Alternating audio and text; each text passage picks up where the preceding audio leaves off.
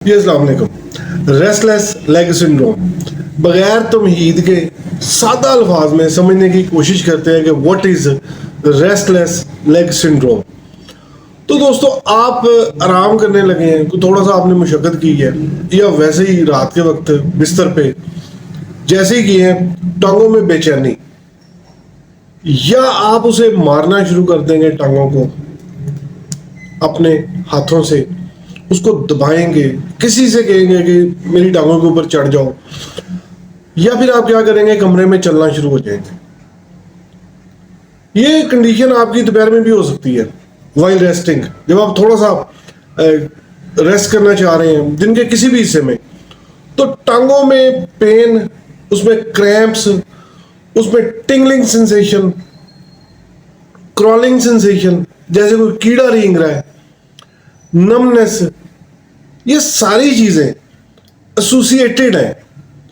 तो हम ये कह सकते हैं कि irresistible urge to move legs while resting. Irresistible का मतलब ये है कि आप ना चाहने के बावजूद भी रोक ना सकें किसी चीज को।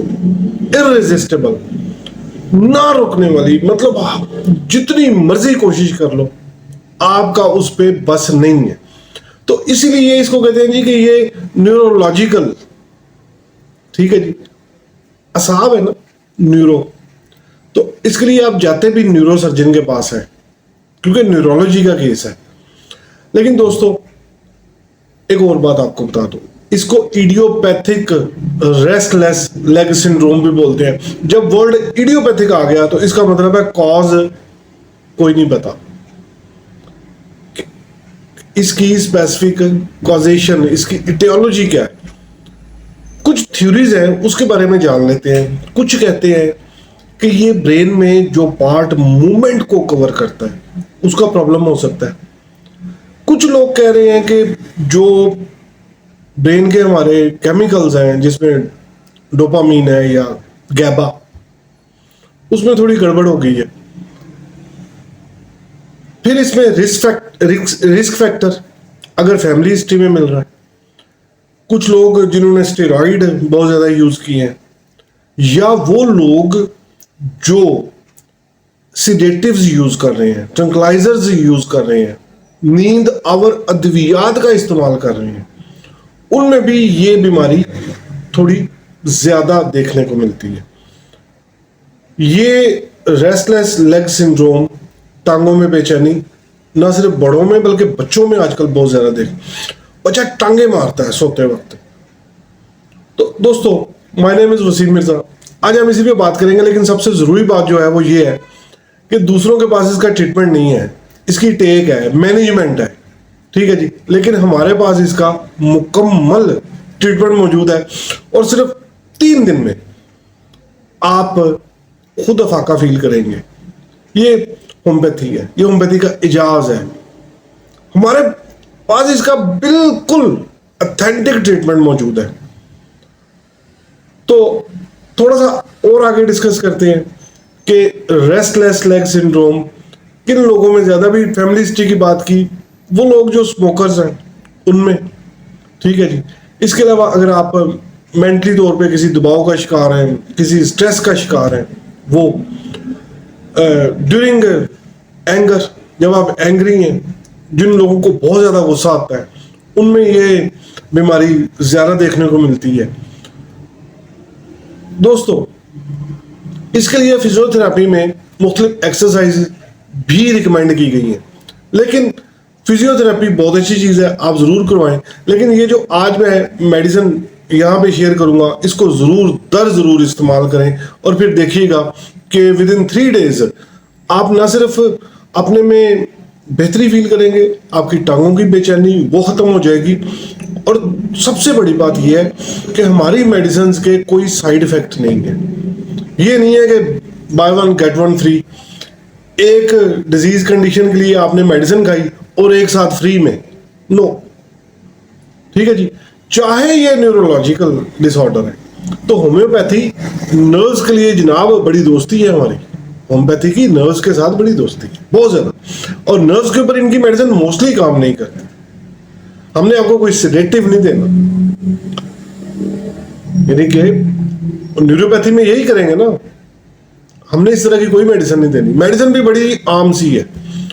तो दोस्तों, रात को स्पेशली सोते वक्त टांगों में बेचैनी, irresistible urge to move your legs while resting, और सबसे बड़ी बात है पेशेंट फिर बेचैन है, पेशेंट मुख्तलिफ तरह की हरकत कर रहा है लेकिन सुकून कोई नहीं है, रेस्टलेस हो गया ना, बेचैनी हो गई। ठीक है जी।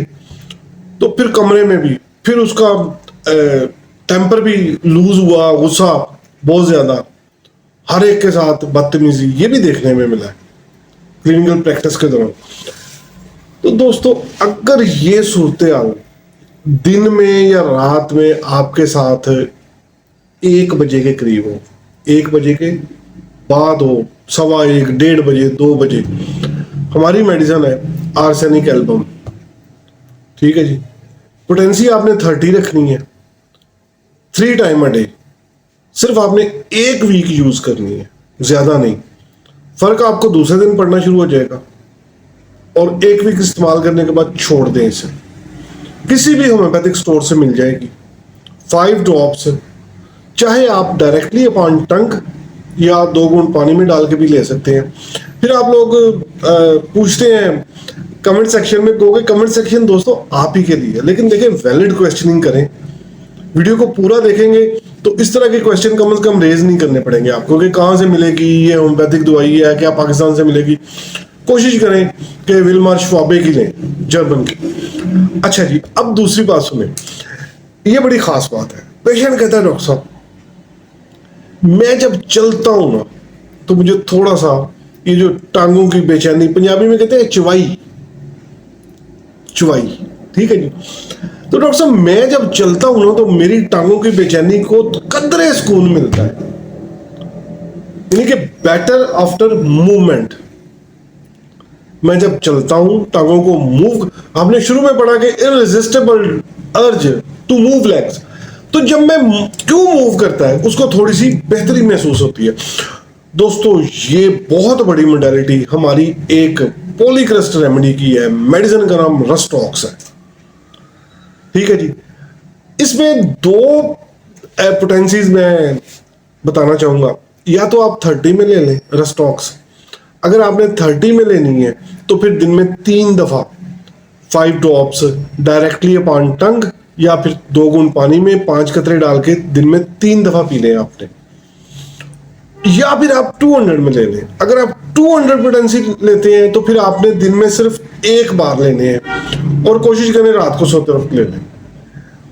साथ थोड़ा सा परहेज कीजिएगा, खाना खाने से या तो आधा पौना घंटा पहले ये ड्रॉप्स ले लें या फिर घंटा बाद ले लें। चाहे आपने 30 पोटेंसी को चूज किया है या आपने 200 पोटेंसी को चूज किया है, मैं फिर कह रहा हूं होम्योपैथिक मेडिकल स्टोर से आसानी, चाहे वो आर्सेनिक एल्बम है, उसके लिए देखें, मैं फिर एक दफा रिपीट कर दूं, अगर 1 बजे, चाहे दिन के 1 बजे आपकी टांगों में बेचैनी शुरू हो जाती है, चाहे रात को सोते वक्त 1-1:30 बजे, 1 से 2 बजे के दरमियान, ठीक है जी, तो फिर भी मेडिसिन आर्सेनिक एल्बम, उसमें मैंने आपको पोटेंसी 30 बताई। लेकिन अगर ये जनरल कंडीशन आप डॉक्टर साहब कभी भी हो जाती है और जैसे ही मैं मूव करता हूं, ये बात जरा रस्टॉक्स के साथ खास तौर पे सुनने वाले इसको गौर से सुने, अगर आप महसूस करते हैं कि हमने शुरू में जैसे पढ़ा इररेजिस्टिबल, यानी कि ख्वाहिश यही है कि मैं अपनी टांगों को मूव करूं, मैं कमरे में चलना शुरू कर दूं, टांगे मारूं, उनको हरकत करूं, ऊपर नीचे करूं, उससे मुझे सुकून मिलता है। जब ये सूरत हाल हो तो फिर आपने आर्सेनिक एल्बम नहीं लेनी, बल्कि आपने रस्टॉक्स लेनी है, चाहे 30 ले लें चाहे 200 ले लें। दोस्तों, ये आज की वीडियो, कमेंट सेक्शन आपके लिए है। चैनल को सब्सक्राइब और वीडियो को लाइक और इसको शेयर कर दें ताकि देखें दूसरों का भी फायदा हो। मकसद सिर्फ यही है कि अपना पैगाम आप लोगों तक पहुंचाना। क्लिनिकल प्रैक्टिस के बाद, क्लिनिकल ट्रायल्स के बाद, चाहे छोटी से छोटी भी मेडिसिन है उसको छोटा ना जाने। उसके पीछे मैं बार बार कहता हूँ कि मेरी बरसों की मेहनत है, क्लिनिकल ट्रायल्स है, मेरा एक्सपीरियंस है, और मेडिसिन मैं वो बताता हूँ जो आसानी अवेलेबल हो। ठीक है जी। तो अपना और सेहत का ख्याल रखिएगा। मैं हूँ वसीम मिर्ज़ा, मिस्टर हेल्थ के प्लेटफॉर्म से। और जनाब एक दफ़ा फिर चैनल को सब्सक्राइब लाजमी कीजिएगा। अस्सलाम वालेकुम।